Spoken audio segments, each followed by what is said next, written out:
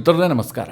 ಮಿತ್ರರೇ, 2024 ಲೋಕಸಭಾ ಚುನಾವಣಾ ರಿಸಲ್ಟ್ ಬಂತಲ್ಲ, ಆ ದಿನದಿಂದಲೂ ಕೂಡ ಬಿಜೆಪಿಯ ಕಾರ್ಯಕರ್ತರು ಮತ್ತು ಬಿಜೆಪಿಯ ಸಪೋರ್ಟರ್ಸ್ಗೆ ಕಾಡ್ತಾ ಇದ್ದಂತಹ $1 ಮಿಲಿಯನ್ ಪ್ರಶ್ನೆ ಅಂತಂದ್ರೆ, ಬಿಜೆಪಿಯ ಮುಂದಿನ ಅಧ್ಯಕ್ಷ ಯಾರು ಆ ಸಾರಥ್ಯವನ್ನು ವಹಿಸಿಕೊಳ್ತಾರೆ? ಈ ಪ್ರಶ್ನೆ ಕಾಡ್ತಲೇ ಇತ್ತು. ಯಾಕೆ ಕೇಳಿದ್ರೆ, ಬಿಜೆಪಿಯ ಅಧ್ಯಕ್ಷರಾಗಿರುವಂತಹ JP ನಡ್ಡಾ ಅವರ ಕಾರ್ಯಾವಧಿ ಮುಗಿದು 2 ವರ್ಷಗಳೇ ಕಳೆದು ಹೋಗ್ತಾ ಇದೆ. ಇನ್ನೂ ಕೂಡ ಹೊಸ ಅಧ್ಯಕ್ಷರಾಗಿರಲಿಲ್ಲ. ಅವರಾಗ್ತಾರೆ ಇವರಾಗ್ತಾರೆ ಅನೇಕ ಹೆಸರುಗಳು ಕೇಳಿಬರ್ತಾ ಇದ್ವು. ಈಗ ಆ ಕುತೂಹಲಕ್ಕೆ ತೆರೆ ಎಳೆಯುವಂತಹ ಪ್ರಯತ್ನವನ್ನ ಬಿಜೆಪಿಯ ನಾಯಕತ್ವ ಮಾಡಿದೆ. ಒಂದು ಅಚ್ಚರಿಯ ಹೆಸರನ್ನ ಬಿಜೆಪಿ ಘೋಷಣೆ ಮಾಡಿದೆ. ನೇರವಾಗಿ ಅಧ್ಯಕ್ಷರಾಗಿ ಅವರನ್ನು ಘೋಷಣೆ ಮಾಡಿಲ್ಲ. ಸದ್ಯಕ್ಕೆ ಅವರು ಕಾರ್ಯಾಧ್ಯಕ್ಷರಾಗಿರ್ತಾರೆ. ಮುಂದೆ ಇವರೇ ಅಧ್ಯಕ್ಷರಾಗುವಂತಹದ್ದು ಕನ್ಫರ್ಮ್. ಅವರ ಹೆಸರು ನಿತಿನ್ ನಬೀನ್. ಬಹುತೇಕ ಕರ್ನಾಟಕದ ಯಾರೊಬ್ಬರಿಗೂ ಕೂಡ ಇವರ ಪರಿಚಯವೇ ಇರಲಿಕ್ಕಿಲ್ಲ. ಉತ್ತರ ಭಾರತದಲ್ಲಿ ಯಾವುದೋ 1-2 ರಾಜ್ಯದವರಿಗೆ ಮಾತ್ರ ಇವರ ಹೆಸರು ಸ್ವಲ್ಪ ಚಿರಪರಿಚಿತ ಇರಬಹುದು. ಉಳಿದಂತೆ ದೇಶದ ಯಾವುದೇ ಬಿಜೆಪಿ ಕಾರ್ಯಕರ್ತರಿಗೂ ಕೂಡ ನಿತಿನ್ ನಬೀನ್ ಹೆಸರು ಇದುವರೆಗೆ ಕೇಳಿರಲಿಕ್ಕಿಲ್ಲ. ಅಂತಹ ಒಂದು ಅಚ್ಚರಿಯ ಆಯ್ಕೆಯನ್ನ ಬಿಜೆಪಿ ಮತ್ತು RSS ಮಾಡಿದೆ. ಹಾಗಾದರೆ ನಿತಿನ್ ನಬೀನ್ ಯಾರು? ಯಾಕೋಸ್ಕರವಾಗಿ ಇವರ ಆಯ್ಕೆಯನ್ನು ಮಾಡಲಾಗಿದೆ? ಅವರ ಹಿನ್ನೆಲೆ ಏನು? ನಿಜವಾಗ್ಲೂ ಇವರು ಪಕ್ಷದ ಪವರ್ಫುಲ್ ಅಧ್ಯಕ್ಷರಾಗ್ತಾರಾ ಅಥವಾ ಡಮ್ಮಿ ಅಧ್ಯಕ್ಷರಾಗ್ತಾರಾ? ಯಾರ ಆಯ್ಕೆ ಇದು? RSSನ ಆಯ್ಕೆನಾ, ಬಿಜೆಪಿ ಆಯ್ಕೆಯ? ಇದೆಲ್ಲದರ ಬಗ್ಗೆ ಈ ವಿಡಿಯೋದಲ್ಲಿ ನಿಮಗೆ ಡೀಟೇಲ್ ಆಗಿ ಮಾಹಿತಿಯನ್ನು ಕೊಡ್ತೀನಿ. ನೀವು ಈ ವಿಡಿಯೋನ ಕೊನೆವರೆಗೂ ಮಿಸ್ ಮಾಡದೆ ನೋಡಿ. ಮಿತ್ರರೇ, ಬಿಜೆಪಿ ಅಚ್ಚರಿಯನ್ನು ಕೊಡೋದ್ರಲ್ಲಿ ಎತ್ತಿದ ಕೈ. ಯಾವುದಾದ್ರೂ ರಾಜ್ಯದಲ್ಲಿ ಚುನಾವಣೆಯನ್ನು ಗೆದ್ರು ಅಂತಂದ್ರೆ ಮುಖ್ಯಮಂತ್ರಿ ಯಾರಾಗ್ತಾರೆ ಅನ್ನೋದ್ರ ಬಗ್ಗೆ ಕೊನೆವರೆಗೂ ಕೂಡ ಸಸ್ಪೆನ್ಸ್ ಇರುತ್ತೆ. ಮಾಧ್ಯಮಗಳು ಒಂದಷ್ಟು ಹೆಸರನ್ನ ಪಬ್ಲಿಷ್ ಮಾಡ್ತಾ ಇರ್ತವೆ. ಸಂಭವನೀಯ ಮುಖ್ಯಮಂತ್ರಿ ಅಭ್ಯರ್ಥಿಗಳು ಇವ್ರ ರೇಸ್ನಲ್ಲಿದ್ದಾರೆ, ಅವ್ರ ರೇಸ್ನಲ್ಲಿದ್ದಾರೆ ಅಂತ. ಆದರೆ ಬಿಜೆಪಿಯಲ್ಲಿ ಅಂತಿಮವಾಗಿ ಪ್ರಕಟಗೊಳ್ಳುವಂತಹ ಹೆಸರೇ ಇನ್ನೊಂದಾಗಿರುತ್ತೆ. ಯಾರೂ ಊಹೆಯನ್ನೇ ಮಾಡಿರೋದಿಲ್ಲ. ಪಕ್ಷದಲ್ಲೂ ಕೂಡ ಯಾರಿಗೂ ಆ ಬಗ್ಗೆ ಸಣ್ಣ ಅನುಮಾನವೂ ಕೂಡ ಇರೋದಿಲ್ಲ. ಅಂತಹ ಆಯ್ಕೆಯನ್ನೆಲ್ಲ ಬಿಜೆಪಿ ಮಾಡಿಬಿಟ್ಟಿದೆ. ಅದು ಒಡಿಶಾದಲ್ಲಿರಬಹುದು, ಛತ್ತೀಸ್ಗಢದಲ್ಲಿರಬಹುದು, ಅಥವಾ ಮಧ್ಯಪ್ರದೇಶ, ರಾಜಸ್ಥಾನದಲ್ಲೂ ಕೂಡ ಇರಬಹುದು. ಯಾರೂ ನಿರೀಕ್ಷೆ ಮಾಡಿರಲಿಲ್ಲ. ಆ ರೀತಿಯಾಗಿ ಬಿಜೆಪಿ ಅಚ್ಚರಿಯ ಮುಖ್ಯಮಂತ್ರಿಗಳನ್ನು ಈ ದೇಶದಲ್ಲಿ ಅನೇಕ ರಾಜ್ಯಗಳಿಗೆ ಕೊಟ್ಟುಬಿಟ್ಟಿದೆ. ಈಗ ಮಿತ್ರರೇ, ರಾಷ್ಟ್ರಾಧ್ಯಕ್ಷರ ವಿಚಾರದಲ್ಲೂ ಕೂಡ ಅದೇ ನಡೆಯನ್ನು ಬಿಜೆಪಿ ಅನುಸರಿಸಿದೆ. ಬಿಜೆಪಿಯ ಅಧ್ಯಕ್ಷರಾಗಿ ಇವರು ನೇಮಕಗೊಳ್ಳಬಹುದು, ಅವರು ನೇಮಕಗೊಳ್ಳಬಹುದು, ಈ ರೀತಿಯಾದಂತಹ ಚರ್ಚೆಗಳು ಎಲ್ಲಾ ಕಡೆಯಲ್ಲೂ ನಡೀತಾ ಇತ್ತು. ಆದರೆ ಇವತ್ತು ಬಿಜೆಪಿಯ ನೂತನ ಕಾರ್ಯಾಧ್ಯಕ್ಷರಾಗಿ ನಿತಿನ್ ನಬೀನ್ ಹೆಸರನ್ನು ಘೋಷಿಸಿದೆ. ನಿಮಗೆ ಈಗ ಒಂದು ಕನ್ಫ್ಯೂಷನ್ ಶುರುವಾಗಿರಬಹುದು. ನಿತಿನ್ ನಬೀನ್ ಸದ್ಯ ಬಿಜೆಪಿಯ ಕಾರ್ಯಾಧ್ಯಕ್ಷರು. ಇವರನ್ನೇ ಹೇಗೆ ಅಧ್ಯಕ್ಷರು ಅಂತ ಹೇಳೋದಕ್ಕೆ ಸಾಧ್ಯ? ಯಾಕೋಸ್ಕರವಾಗಿ ಇವರನ್ನೇ ಅಧ್ಯಕ್ಷರು ಅಂತ ಬಿಂಬಿಸಲಾಗ್ತಾ ಇದೆ? ಕೇವಲ ಕಾರ್ಯಾಧ್ಯಕ್ಷರಲ್ವಾ ಅಂತ. ಇಲ್ಲೇ ಇರುವಂತಹದ್ದು ಇಂಟ್ರೆಸ್ಟಿಂಗ್ ವಿಚಾರ. 2019 ಲೋಕಸಭಾ ಚುನಾವಣೆ ಸಂದರ್ಭದಲ್ಲಿ ಅಮಿತ್ ಶಾ ಬಿಜೆಪಿಯ ಅಧ್ಯಕ್ಷರಾಗಿ ಕೆಲಸ ಮಾಡ್ತಾ ಇದ್ರು. ಆದರೆ ಅವರು 2019 ಚುನಾವಣೆಯ ಬಳಿಕ ಮೋದಿ ಸಂಪುಟವನ್ನು ಸೇರ್ತಾರೆ. ಆಗ JP ನಡ್ಡಾ ಅವರನ್ನ ಬಿಜೆಪಿಯ ಕಾರ್ಯಾಧ್ಯಕ್ಷರಾಗಿ ನೇಮಕ ಮಾಡಲಾಗಿರುತ್ತೆ. 2019 ಜೂನ್ನಲ್ಲಿ ನಡ್ಡಾ ಕಾರ್ಯಾಧ್ಯಕ್ಷರಾಗಿ ನೇಮಕಗೊಳ್ತಾರೆ. 2020 ಜನವರಿ 20ರಂದು ನಡ್ಡಾ ಅಧಿಕೃತವಾಗಿ ಬಿಜೆಪಿಯ ಅಧ್ಯಕ್ಷರಾಗಿ ನೇಮಕಗೊಳ್ತಾರೆ. ಅಂದರೆ ಮೊದಲಿಗೆ ಒಬ್ಬರಿಗೆ ಕಾರ್ಯಾಧ್ಯಕ್ಷ ಹುದ್ದೆಯನ್ನು ಕೊಟ್ಟು ಅವರು ಎಲ್ಲ ರೀತಿಯಲ್ಲೂ ಫಿಟ್ ಆದ ಬಳಿಕ ಅವರಿಗೆ ಅಧ್ಯಕ್ಷ ಗಾದಿಯನ್ನು ಕೊಡುವಂತಹ ಹೊಸ ಸಂಪ್ರದಾಯವನ್ನು ಬಿಜೆಪಿ ಅನುಸರಿಸ್ತಾ ಇದೆ.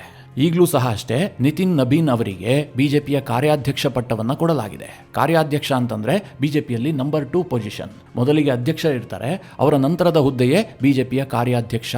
ಅಲ್ಲಿಗೆ ನಿತಿನ್ ನಬೀನ್ ಅವರು ನಡ್ಡಾ ಅವರ ಉತ್ತರಾಧಿಕಾರಿ ಅನ್ನುವಂಥದ್ದು ಬಹುತೇಕ ಕನ್ಫರ್ಮ್ ಆದಂತಹ ವಿಚಾರ. ಹಾಗಾದ್ರೆ ಯಾರಿದು ನಿತಿನ್ ನಬೀನ್? ಇದುವರೆಗೆ ನಾವು ನೋಡೇ ಇರಲಿಲ್ವಲ್ಲ ಈ ಫೇಸ್ ಅನ್ನ ಅಂತ ಕೆಲವರಿಗೆ ಅನಿಸ್ತಾ ಇರಬಹುದು. ಈ ನಿತಿನ್ ನಬೀನ್ ಇದಾರಲ್ಲ, ಇವರು ಬಿಹಾರದ ರಾಜಕಾರಣಿ. ಸದ್ಯ ಇವರು ನಿತೀಶ್ ಕುಮಾರ್ ಸರ್ಕಾರದಲ್ಲಿ ರೋಡ್ ಕನ್ಸ್ಟ್ರಕ್ಷನ್ ಮಿನಿಸ್ಟರ್ ಆಗಿದ್ದಾರೆ. ABVP ಹಿನ್ನೆಲೆಯಿಂದ ಬಂದು ನಂತರ ಬಿಜೆಪಿಯ ಯುವ ಮೋರ್ಚಾದಲ್ಲಿ ಸಕ್ರಿಯರಾಗಿದ್ರು. ಅನುರಾಗ್ ಠಾಕೂರ್ ಬಿಜೆಪಿಯ ಯುವ ಮೋರ್ಚಾದ ಅಧ್ಯಕ್ಷರಾದಂತಹ ಸಂದರ್ಭದಲ್ಲಿ ನಿತಿನ್ ನಬೀನ್ ಬಿಜೆಪಿಯ ಯುವ ಮೋರ್ಚಾದ ಪ್ರಧಾನ ಕಾರ್ಯದರ್ಶಿಯಾಗಿಯೂ ಕೂಡ ಕೆಲಸ ಮಾಡಿದ್ರು. ಅಂದ್ರೆ ಇವರು ಯುವ ಮುಖಂಡ.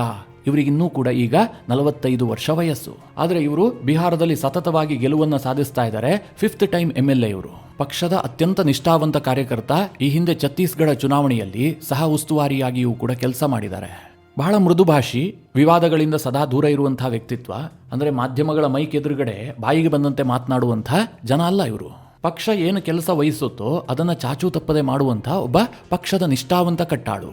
ಇವರಿಗೆ ಸದ್ಯ ಬಿಜೆಪಿಯ ಕಾರ್ಯಾಧ್ಯಕ್ಷ ಹುದ್ದೆಯನ್ನು ಕೊಡಲಾಗಿದೆ.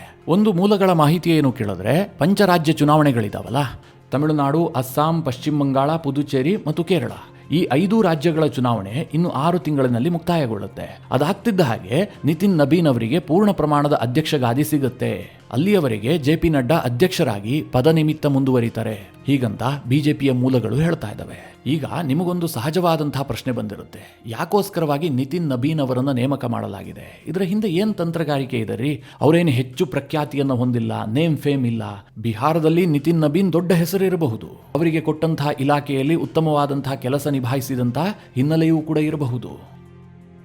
ಈಗ ಬಿಹಾರದ ಚುನಾವಣೆ ಮುಕ್ತಾಯಗೊಂಡಿದೆ, ಬಿಹಾರದಲ್ಲಿ ಇನ್ನೇನು ಆಗಬೇಕಾಗಿಲ್ಲ, 4 ವರ್ಷ ಬಿಹಾರದ ಕಡೆ ತಲೆಯನ್ನೇ ಹಾಕಬೇಕಾಗಿಲ್ಲ, ಅಂತಹ ರಿಸಲ್ಟ್ ಅನ್ನ ಬಿಹಾರದ ಜನ ಕೊಟ್ಟಾಗಿದೆ.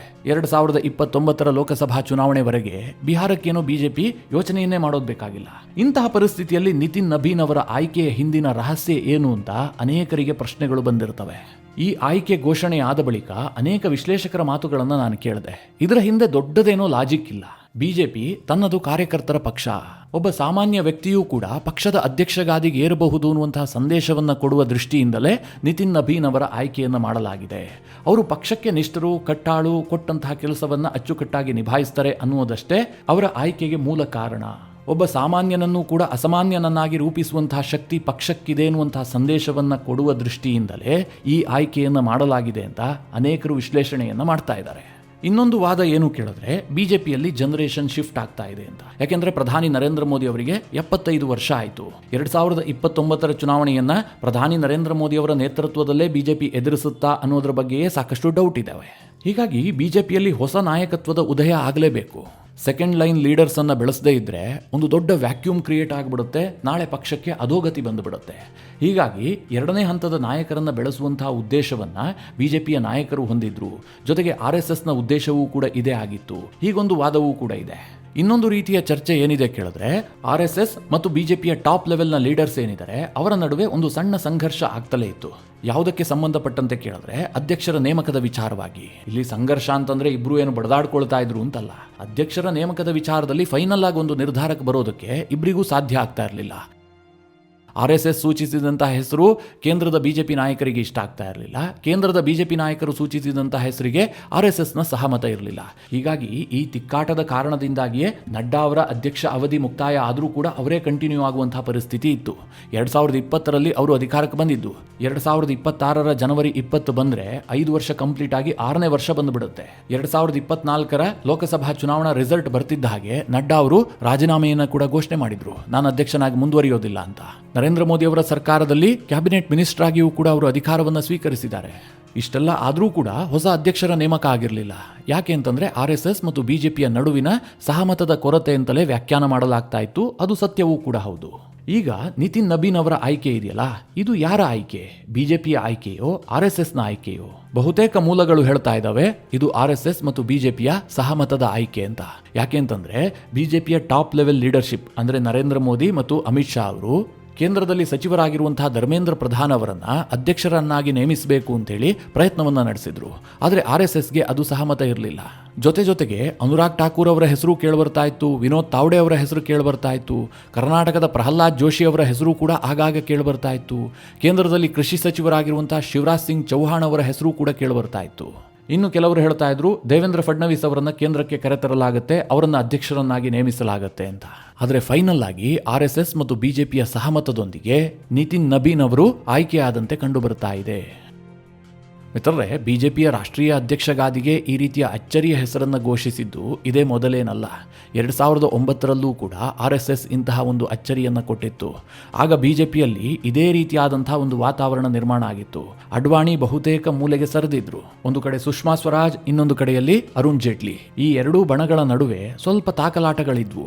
ಆಗ ಎಲ್ಲರನ್ನೂ ಬದಿಗೆ ಸರಿಸಿ ಗುಂಪಿಗೆ ಸೇರದ ಪದವಾಗಿ ಮಹಾರಾಷ್ಟ್ರ ರಾಜಕಾರಣದಲ್ಲಿದ್ದಂತಹ ನಿತಿನ್ ಗಡ್ಕರಿ ಅವರನ್ನ ನೇರವಾಗಿ ಕೇಂದ್ರದ ರಾಜಕಾರಣ RSS ತಂದಿತ್ತು. ನಿತಿನ್ ಗಡ್ಕರಿ ಅವರನ್ನ ಅಧ್ಯಕ್ಷರನ್ನಾಗಿ ನೇಮಕ ಮಾಡಲಾಗಿತ್ತು. ನೀವೇ ನೋಡ್ತಾ ಇದ್ದೀರಿ, ಇವತ್ತು ನಿತಿನ್ ಗಡ್ಕರಿ ಅವರು ಕೇಂದ್ರದಲ್ಲಿ ಬಹಳ ದೊಡ್ಡ ನಾಯಕ. ಈಗಲೂ ಸಹ ಅಷ್ಟೇ, ಪ್ರಧಾನಿ ನರೇಂದ್ರ ಮೋದಿ ಅವರ ಬಹಳ ದೊಡ್ಡ ನಾಯಕತ್ವ ಬಿಜೆಪಿಗಿದೆ. ಆದರೆ ನರೇಂದ್ರ ಮೋದಿ ಅವರ ನಂತರ ಯಾರು ಅನ್ನುವಂತಹ ಪ್ರಶ್ನೆಯೂ ಕೂಡ ಇದೆ. ಈಗ 2029 ಚುನಾವಣಾ ನೇತೃತ್ವವನ್ನು ಯಾರು ವಹಿಸಿಕೊಳ್ತಾರೆ ಅನ್ನೋದು ಕೂಡ $1 ಮಿಲಿಯನ್ ಪ್ರಶ್ನೆಯೇ ಆಗಿದೆ. ಈಗ ಯಾರು ಬಿಜೆಪಿಯ ಅಧ್ಯಕ್ಷರಾಗ್ತಾರೋ ಅವರು 2029 ಲೋಕಸಭಾ ಚುನಾವಣೆವರೆಗೂ ಕೂಡ ಅಧ್ಯಕ್ಷರಾಗೇ ಮುಂದುವರಿತಾರೆ. ಅಧ್ಯಕ್ಷರಾದವರಿಗೆ ಮುಂದಿನ ನಾಯಕತ್ವವನ್ನು ನಿರ್ಧರಿಸುವಂತಹ ಒಂದು ವೀಟೋ ಪವರ್ ಇದ್ದೇ ಇರುತ್ತೆ. ಇಂತಹ ಸಂದರ್ಭದಲ್ಲಿ ನಿತಿನ್ ನಬೀನ್ ಅವರ ಆಯ್ಕೆ ಇದೆಯಲ್ಲ ಬಹಳ ಅಚ್ಚರಿಯನ್ನು ಹುಟ್ಟುಹಾಕಿದೆ. ಎಲ್ಲ ಮಾಧ್ಯಮಗಳ ಲೆಕ್ಕಾಚಾರ, ಎಲ್ಲ ವಿಶ್ಲೇಷಕರ ಲೆಕ್ಕಾಚಾರವನ್ನು ಬಿಜೆಪಿ ಮತ್ತು RSSನ ನಾಯಕತ್ವ ತಲೆ ಕೆಳಗು ಮಾಡಿದೆ.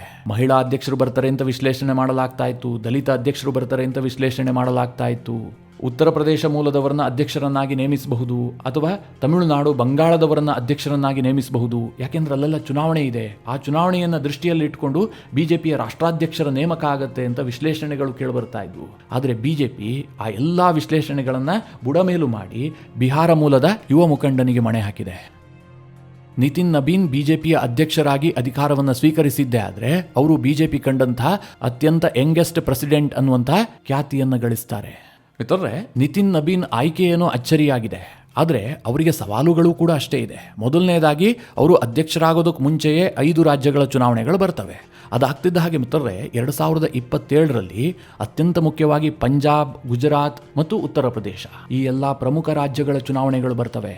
ಅದನ್ನೆಲ್ಲ ಯಾವ ರೀತಿಯಾಗಿ ನಿಭಾಯಿಸ್ತಾರೆ, ಅದರ ಆಧಾರದ ಮೇಲೆ ನಿತಿನ್ ನಬೀನ್ ಅವರ ಮುಂದಿನ ರಾಜಕೀಯ ಭವಿಷ್ಯವೂ ಕೂಡ ನಿರ್ಧಾರವಾಗುತ್ತೆ.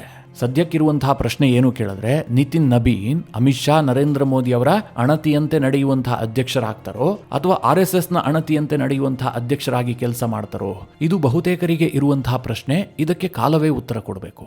ಈಗಲೇ ಏನನ್ನೂ ಕೂಡ ಪ್ರೆಡಿಕ್ಟ್ ಮಾಡೋದಕ್ಕೆ ಸಾಧ್ಯ ಇಲ್ಲ. ಮಿತ್ರರೇ, ಈ ವಿಚಾರದ ಕುರಿತಾಗಿ ನಿಮ್ಮ ಅನಿಸಿಕೆ ಅಭಿಪ್ರಾಯಗಳೇನು ಕಮೆಂಟ್ ಮಾಡುವ ಮೂಲಕ ನಮಗೆ ತಿಳಿಸಿ. ಹಾಗೆ ನಿಮಗೆ ಈ ವಿಡಿಯೋ ಇಷ್ಟವಾದರೆ ಲೈಕ್ ಮಾಡಿ. ಜೊತೆಗೆ ನೀವಿನ್ನೂ ನಿಮ್ಮ ನೆಚ್ಚಿನ ಸಂಸ್ಕಾರ ಸೌರಭ ಯೂಟ್ಯೂಬ್ ಚಾನಲ್ನ ಸಬ್ಸ್ಕ್ರೈಬ್ ಮಾಡಿಲ್ಲ ಅಂತಾದರೆ ಈ ಕೂಡಲೇ ಸಬ್ಸ್ಕ್ರೈಬ್ ಮಾಡಿ. ಮುಂದಿನ ಎಲ್ಲ ಅಪ್ಡೇಟ್ಗಳ ನೋಟಿಫಿಕೇಷನ್ಗಾಗಿ ಬೆಲ್ ಐಕಾನ್ ಒತ್ತಿ.